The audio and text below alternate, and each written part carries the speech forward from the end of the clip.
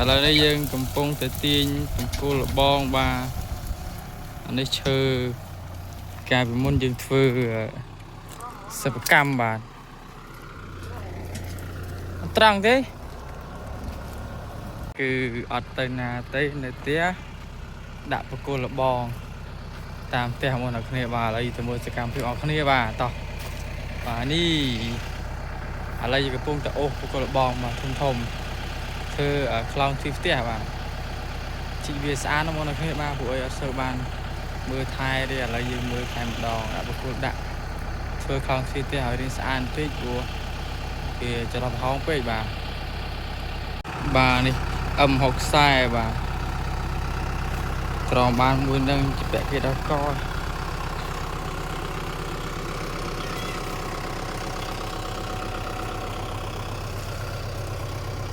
ចោលណា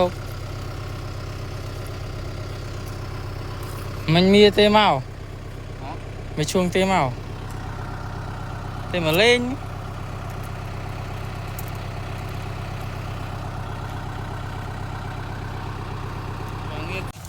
ឥឡូវនេះយើងកំពុងតែទាញបង្គោលលបងបាទអានេះឈើកាលពីមុនយើងធ្វើសិប្បកម្មបាទអត់ត្រង់ទេ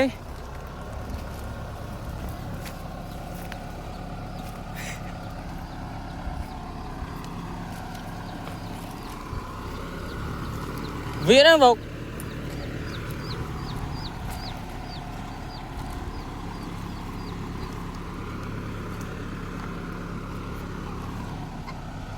ដឹកដល់ទៅទៀងគុកជីនទៅមើលកាញ់បានសល់លុយតើកណ្ដី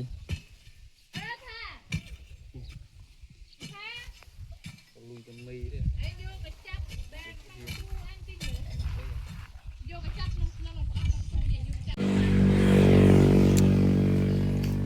នេះអត់សក់នេះអត់សក់